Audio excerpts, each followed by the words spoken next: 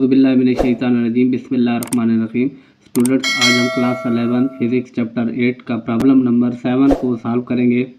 तो सबसे पहले हम इसकी स्टेटमेंट देखते हैं कि स्टेटमेंट में हमें कौन सी चीज़ गिवन है। We wish to use a glass of refractive index of 1.5 in air as a polarizer, find the polarizing angle and the angle of refraction.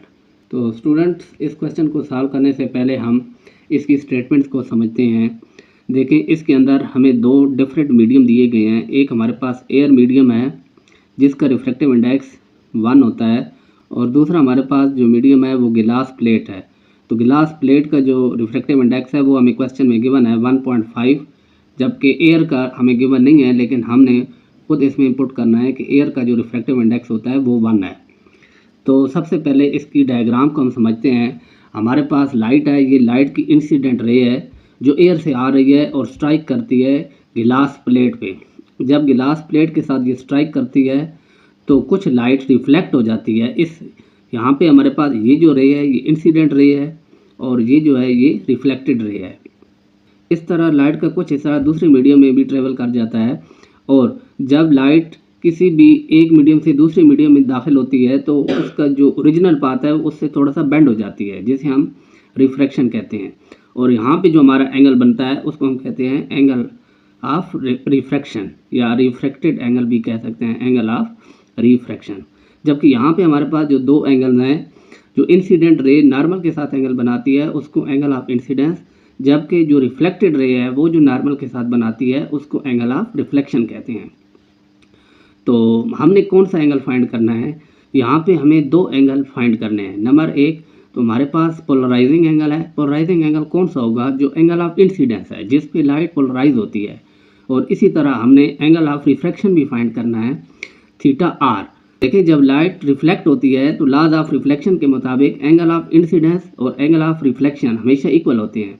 अगर मेरा ये वाला एंगल थीटा पी है, जिसको मैं पोलराइजिंग एंगल कहूँगा, तो फिर मेरे पास ये जो एंगल होगा ये भी थीटा पी होगा, क्योंकि रिफ्लेक्शन के कवानीन के मुताबिक जो एंगल ऑफ इंसिडेंस होता है और एंगल ऑफ रिफ्लेक्शन ये हमेशा बराबर होते हैं। इसी तरह यहाँ पे मैंने एंगल ऑफ रिफ्रैक्शन ये भी फाइंड करना है। इसके लिए मैं पहले डेटा को एंटर करता हूँ। देखें, मुझे जो रिफ्रैक्टिव इंडेक्स है वो गिलास प्लेट का दिया गया है, जिसको मैंने N2 से रिप्रेजेंट किया है, और वो है 1.5। इसी तरह जो एयर का रिफ्रैक्टिव इंडेक्स होता है वो होता है 1।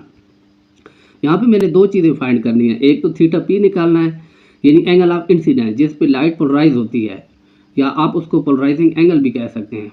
और दूसरा मैंने निकालना है एंगल ऑफ रिफ्रैक्शन। जब लाइट एक मीडियम से दूसरे मीडियम में इंटर होती है तो कितने एंगल पे लाइट बेंड हो जाती है, उस एंगल को भी मैंने फाइंड करना है। तो सबसे पहले मैं पोलराइजिंग एंगल के लिए मैं यहाँ पे यूज़ करूँगा स्नेल लॉ को, क्योंकि स्नेल लॉ में हमने जो रिलेशन पढ़ा है वो है एंगल ऑफ इंसिडेंस और एंगल ऑफ रिफ्रैक्शन के दरमियान हमने एक रिलेशन पढ़ा था, n = sin I divided by sin R।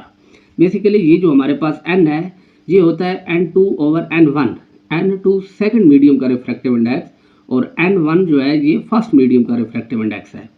तो हमारे पास फर्स्ट मीडियम जो है वो एयर है, तो इसका रिफ्रैक्टिव इंडेक्स 1 होगा, और सेकंड मीडियम जो है वो हमारे पास यहाँ पे गिलास है, तो गिलास का जो रिफ्रैक्टिव इंडेक्स होता है वो 1.5 है। तो N2/N1 इसको मैं n भी लिख सकता हूँ, तो यहाँ पे मैंने इसको एज अ n मेंशन किया हुआ है। चूँकि डिवाइडेड बाई 1 आता है तो 1 को मैंने यहाँ पे मेंशन नहीं किया। अच्छा, तो स्टूडेंट देखें, यहाँ पे जो मेरे पास एंगल आई है ये तो मेरे पास पोलराइजिंग एंगल है, तो इसको मैंने थीटा पी से रिप्रेजेंट कर दिया है। इसी तरह एंगल ऑफ रिफ्रैक्शन जो है ये जिस पे लाइट रिफ्रैक्ट हुई है, अपने असली रास्ते से बेंड हुई है, उसको मैंने थीटा आर लिया है। तो सबसे पहले मैं स्टूडेंट थीटा आर की वैल्यू फाइंड करता हूँ कि थीटा आर मेरे पास कितना है।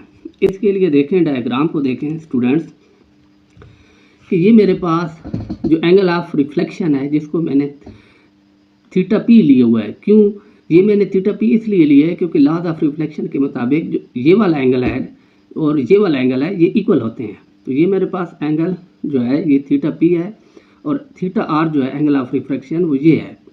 अच्छा स्टूडेंट्स, याद रखें, जब भी लाइट पोलराइज करती है, जब कंप्लीटली पोलराइजेशन का प्रोसेस होता है, तो ये हमारे पास जो रिफ्लेक्टेड रे है और रिफ्रैक्टेड रे है, इनके दरमियान एंगल जो होता है ये हमेशा 90 डिग्री का बनता है।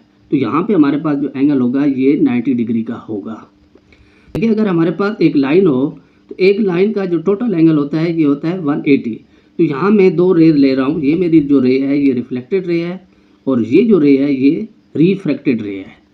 तो यहाँ पे जो एंगल मैंने लिया हुआ है ये थीटा पी है और यहाँ पे मैंने कहा है कि इन दो रे के दरमियान जो एंगल बनता है ये 90 डिग्री का है और इसी तरह ये जो मेरा एंगल है ये है थीटा आर। तो अब अगर इन तीनों को मैं ऐड करूँ तो मेरे पास आ जाता है theta P plus 90 degree plus theta R, तो ये टोटल एंगल बन जाता है 180 डिग्री। अब यहाँ से अगर मैं 90 को इक्वल के दूसरी साइड पे ले जाऊँ तो ये 180 से माइनस हो जाएगा और मेरे पास आ जाएगा theta P plus theta R is equal to 90 degree. यहाँ से मैं क्या करता हूँ, इस थीटा पी को भी इक्वल के दूसरी साइड पे ले जाता हूँ तो मेरे पास थीटा आर आ जाता है 90 माइनस थीटा पी। तो मेरे पास यहाँ पे एंगल ऑफ रिफ्रैक्शन की वैल्यू आ गई है 90 माइनस थीटा पी। इसको मैं क्या करता हूँ, जो मैंने पहले फार्मूला प्रूफ किया था जिसको मैं इक्वेशन 1 भी कह सकता हूँ, इस इक्वेशन में मैं पुट कर देता हूँ। तो मैंने क्या किया है, थीटा आर की जगह 90 माइनस थीटा पुट कर दिया है तो मेरे पास ये इक्वेशन बन गई n is equal to sine theta P divided by sine 90 minus theta P. तो स्टूडेंट देखें यहाँ पे ये हमारा एक ट्रिग्नोमेट्री का रिलेशन होता है कि जब भी हमारे पास साइन 90 माइनस जो भी एंगल हो यहाँ पे थीटा, ये हमेशा इक्वल होता है कास थीटा के। ये मैंने इसका फार्मूला लिखा हुआ है यहाँ पे। ये फार्मूला आमतौर पे ट्रिग्नोमेट्री में यूज़ किया जाता है। तो मैं क्या करता हूँ, इसकी जगह में कास थीटा पी मैंने लिख दिया है। अब देखें साइन डिवाइडेड बाई कास, ये हमारे पास एक ट्रिग्नोमेट्रिक रेशियो है जो हमेशा टैन की इक्वल होती है। तो मैंने क्या कर दिया, चूँकि दोनों एंगल सेम है तो मैंने इसको लिख दिया टैन थीटा पी। अब मैंने चूँकि थीटा पी फाइंड आउट करना है जो मेरा पोलराइजिंग एंगल है, तो मैं क्या करता हूँ, टैन को इक्वल के दूसरी साइड पे ले जाता हूँ। जब टैन दूसरी साइड पे ले जाऊँगा तो मेरे पास आ जाएगा टैन इनवर्स एन। अब थीटा पी निकालने के लिए मैं क्या करता हूँ, एन जो मेरे पास रिफ्रैक्टिव इंडेक्स है गिलास प्लेट का, उसको मैं इंटर करता हूँ उसकी वैल्यू को, तो वो मेरे पास है 1.5। तो मेरे पास इक्वेशन आ जाती है theta P is equal to tan inverse 1.5। अब जब मैं इसका टैन इनवर्स लेता हूँ, जिसके लिए आपने सबसे पहले शिफ्ट को प्रेस करना है और उसके बाद टैन को प्रेस करके फिर उसके बाद 1.5 इंटर करना है। 1.5 इंटर करने के बाद जब आप इक्वल को प्रेस करते हैं तो हमारे पास एंगल आ जाता है 56.3 डिग्री। अब स्टूडेंट इस क्वेश्चन का सेकंड पार्ट सॉल्व करते हैं। तो उसमें चूंकि हमने एंगल ऑफ रिफ्रैक्शन भी फाइंड करना है, तो ऑलरेडी मैं ये एक रिलेशन प्रूव कर चुका हूँ कि जो हमारे पास एंगल ऑफ रिफ्रैक्शन होता है थीटा आर, ये इक्वल होता है 90 डिग्री माइनस थीटा पी। यहाँ पे थीटा पी जो है ये पोलराइजिंग एंगल है, तो 90 को मैंने ऐसे ही 90 मेंशन कर दिया। पोलराइजिंग एंगल की जगह जो मेरे पास वैल्यू आई थी फर्स्ट पार्ट में वो मैंने एंटर कर दी है। तो यहाँ से 90 में से जब ये 56.3 को माइनस करते हैं तो मेरे पास एंगल ऑफ रिफ्रैक्शन आ जाता है 33.7 डिग्री, जो मेरे पास रिक्वायर्ड एंगल है एंगल ऑफ रिफ्रैक्शन। तो यहाँ पे मैंने दोनों एंगल को फाइंड कर लिया है, एक पोलराइजिंग एंगल भी और दूसरा एंगल ऑफ रिफ्रैक्शन भी। तो स्टूडेंट्स अब हम क्वेश्चन नंबर 8.8 को सॉल्व करते हैं। देखिए इसकी स्टेटमेंट पहले हम देखते हैं कि स्टेटमेंट में क्या है। स्टेटमेंट में हमें गिवन है कि at what angle of incidence will light reflected from water be completely polarised. देखिए यहाँ पे हमने एंगल ऑफ इंसिडेंस फाइंड करना है। एंगल ऑफ इंसिडेंस से मुराद पोलराइजिंग एंगल, यानी कि वो एंगल जिस पे लाइट कम्प्लीटली पोलराइज्ड हो जाती है। तो यहाँ पे भी हमारे पास दो डिफरेंट मीडियम है। पहला मीडियम जो है वो एयर है और एयर का जो रिफ्रैक्टिव इंडेक्स होता है वो होता है 1, जिसको मैंने n1 लिया हुआ है, तो मेरे पास n1 आ गया है 1।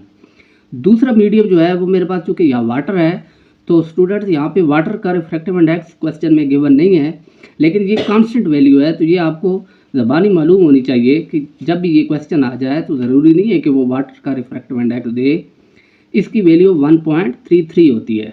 तो चूँकि मैंने इस क्वेश्चन में पोलराइजिंग एंगल फाइंड करना है, तो पोलराइजिंग एंगल को मैं थीटा पी कह रहा हूँ। तो देखिए इसको समझने के लिए सबसे पहले हम इसकी डायग्राम को देख लेते हैं। ये मेरे पास लाइट है, इंसिडेंट रे है, और यहाँ से ये लाइट रिफ्लेक्ट हो रही है, रिफ्लेक्टेड रे है। इसी तरह लाइट का कुछ हिस्सा रिफ्रैक्ट हो जाता है, दूसरी मीडियम में लाइट चली जाती है। तो यहाँ पे जो एंगल ऑफ इंसिडेंस है और एंगल ऑफ रिफ्लेक्शन है, ये चूँकि बराबर होते हैं, इक्वल हैं लॉज ऑफ रिफ्लेक्शन के मुताबिक। तो अगर ये वाला मेरा एंगल पोलराइजिंग एंगल है तो फिर ये वाला जो एंगल है ये भी पोलराइजिंग है, मीन ये थीटा पी है तो ये भी थीटा पी होगा।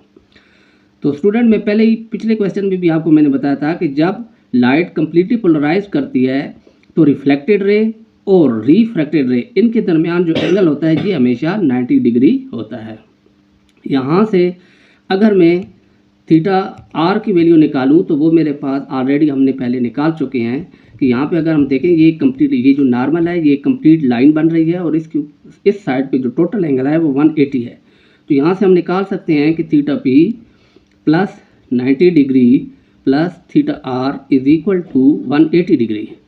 तो यहाँ से अगर 90 को मैं इक्वल के दूसरे साइड पे ले जाऊँ तो मेरे पास आ जाता है theta P plus theta R is equal to 180 minus 90। ये उधर जाके माइनस हो जाएगा तो मेरे पास आ जाएगा 90 डिग्री।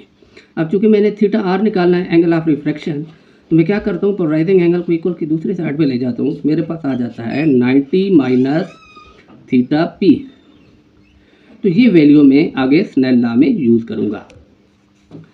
तो देखिए स्टूडेंट, इसको सॉल्व करने के लिए वही स्नेल लॉ मैंने अप्लाई किया है n2/n1।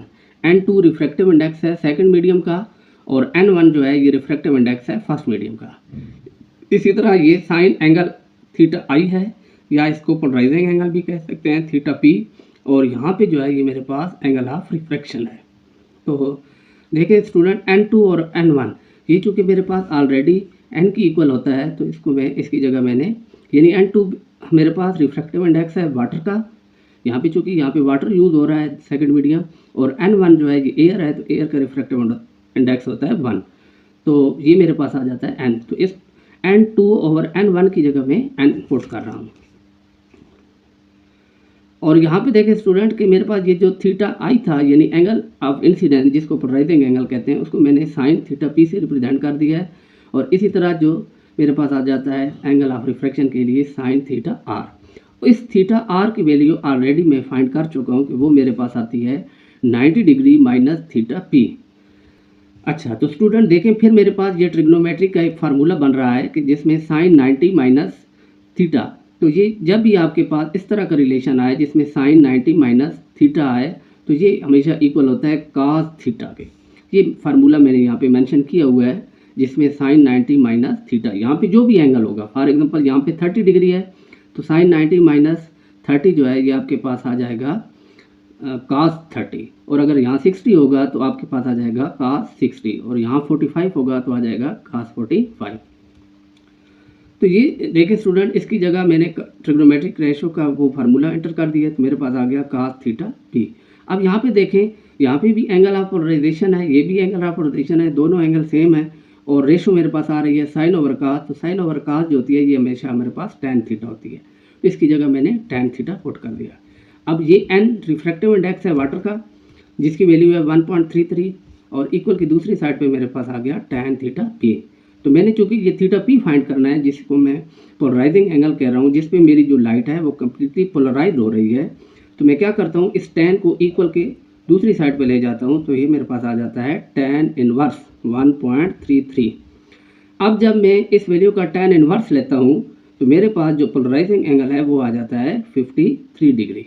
यानी जब भी लाइट एयर से वाटर में एंटर होती है और अगर उस लाइट का एंगल ऑफ इंसिडेंस जिसको पोलराइजिंग एंगल कहते हैं वो अगर मेरे पास हो 53 डिग्री तो लाइट जो है वो कम्प्लीटली पोलराइज हो जाती है। थैंक्स।